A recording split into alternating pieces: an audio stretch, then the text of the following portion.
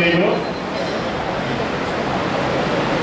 మల్కాజ్గిరి విశ్వస్థాయి కార్యకర్తల సమావేశ అధ్యక్షులు జిల్లా పార్టీ అధ్యక్షులు హరివర్ధన్ రెడ్డి గారు, ఈనాటి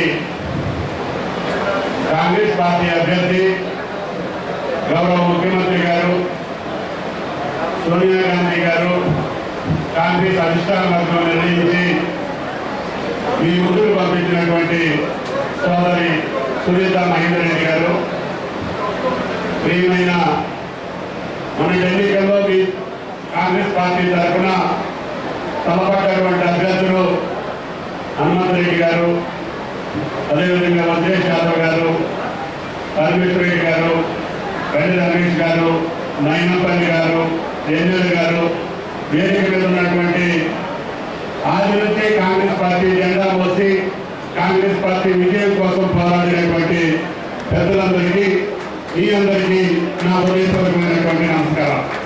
పత్రికా విలేకరులకి ధన్యవాదాలు.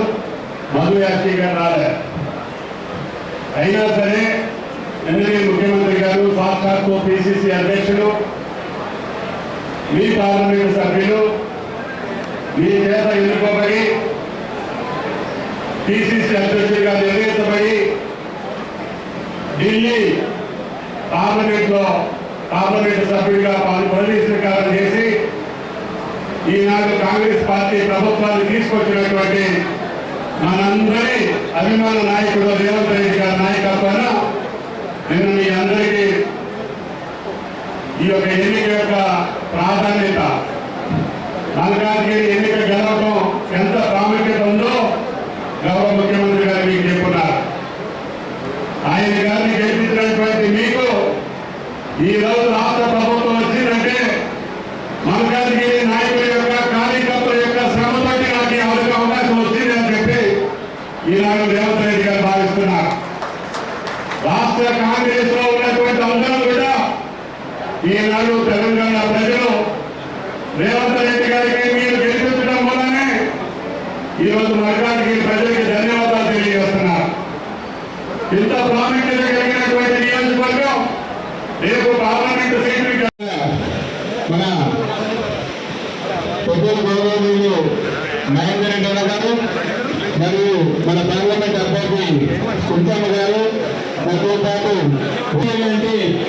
ముఖ్యమంత్రి గారి యొక్క ప్రతిష్ట మత్స్యమయ్యే అవకాశం ఉంది కాబట్టి ఈరోజు ప్రతి కాంగ్రెస్ కార్యకర్త తానే ఒక అభ్యర్థిని ముందుకు పోవాల్సిన అవసరం ఉండదు.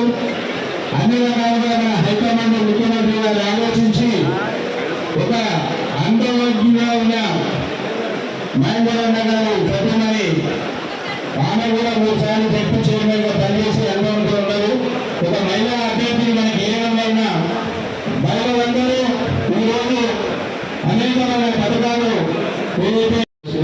హరివర్ధన్ రెడ్డి గారికి, అదేవిధంగా మాజీ ఎమ్మెల్యే మరి సూర్యధర గారికి, మైనపాల హనుమంతరావు గారికి, గంగి యాదవ్ గారికి, హనుమంత్ రెడ్డి గారికి, మరి రమేష్ అన్న గారికి, సోదరిమణి మన కాంగ్రెస్ పార్టీ ప్రకటించిన సోదరిమణి మన మల్కాజ్గిరి అభ్యర్థి సునీత మహేందర్ రెడ్డి గారికి, అదేవిధంగా వేదిక పైన ఉన్న పెద్దలందరికీ, అదేవిధంగా ముందున్న కాంగ్రెస్ పార్టీ కుటుంబ సభ్యులందరికీ మల్కాజ్గిరి పార్లమెంట్లో ఉన్న కార్యకర్తలందరికీ కూడా దిశానిర్దేశం ఇవ్వడం జరిగింది.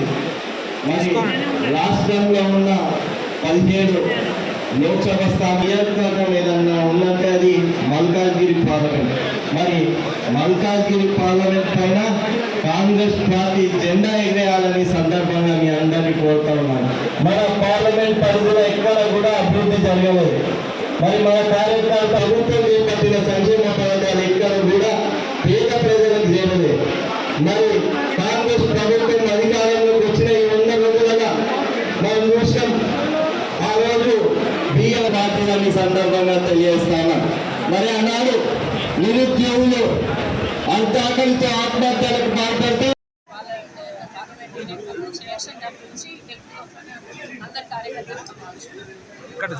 అదేగా ప్రస్తుత పరిస్థితుల్లో 7 నియోజకవర్గాల్లో బీఆర్ఎస్ అభ్యర్థిగా గెలుపొందారు.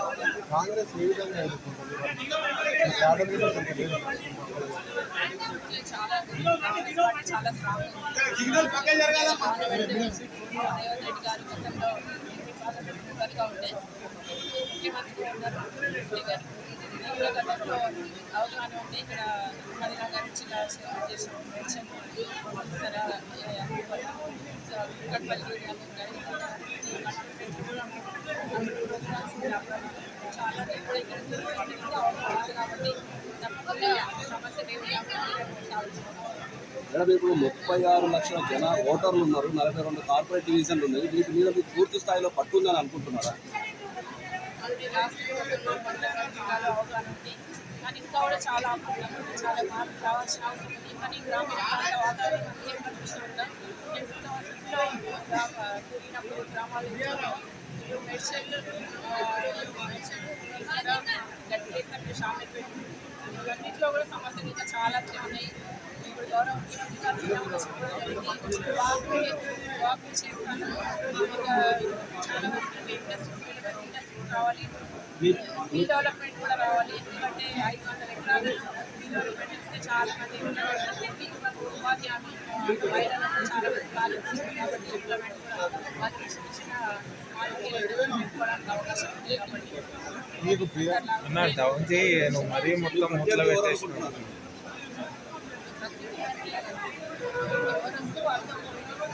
ఇప్పుడు వరిలో ఎవరు లేరు అనుకుంటున్నారు?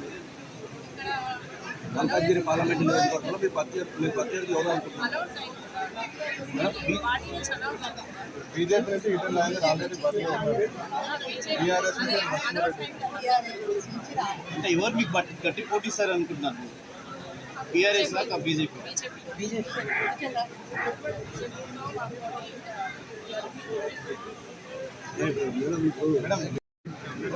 చెప్పండి. మీ ప్రత్యర్థి ఎవరు అనుకుంటున్నారు? మీరు గట్టి పోటీ ఎవరు ఇస్తారు? 100% విన్ అవుతున్నామండి. మంచి మెజార్టీ ముఖ్యంగా మహిళల అవకాశం ఇంకా ఎవరికి రాలేదు. పార్లమెంట్లో మహిళలకు ఎవరికి అవకాశం వచ్చింది కాబట్టి తప్పకుండా వచ్చిన అవకాశాన్ని తప్పకుండా మా మహిళలందరికీ తప్పకుండా 100% విన్ అవుతున్నాం. కాంగ్రెస్ వచ్చి పార్లమెంట్ అభ్యర్థి తప్పకుండా ఎక్కువగా నిలబడతాం, విన్ అవుతున్నాం. టీఆర్ఎస్లో సముచిత స్థానం ఇచ్చి డిప్యూటీ చైర్మన్గా ఇచ్చినప్పటికీ పార్టీ రావడానికి కారణం ఏంటి? గతంలో అభివృద్ధి కార్యకర్తలపైన అవమానాలు అభివృద్ధి గతంలో ఎలాంటి అభివృద్ధి చేయలేదు.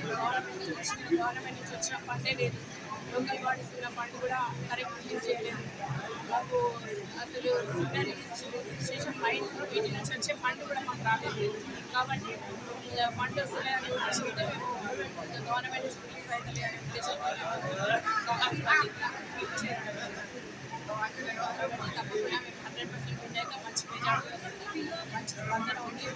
చాలా మంది అందరూ మీకు ఇక్కడ అవగాహన ఉంది కాబట్టి మీరు రావాలి అని కోరినందుకే నేను ఇక్కడ వచ్చిన. లేకపోతే నేను వేరే ఆప్షన్ మల్కాజ్గిరిలో మీకు పట్టేది ఎవరు అనుకుంటున్నారు? మేము 100% మంచి మెజార్టీ వస్తుంది. అందరూ మొత్తం అందరు ఎక్కడ చూసినా వాళ్ళు చాలా మంది చేసి నిలబడాలి అంటే నేను ఇక్కడ వచ్చి నిలబడి ముందు చేసినాం. కాబట్టి మంచి మెజార్టీ వస్తుంది, ఊహించడానికి మెజార్టీ వస్తుంది.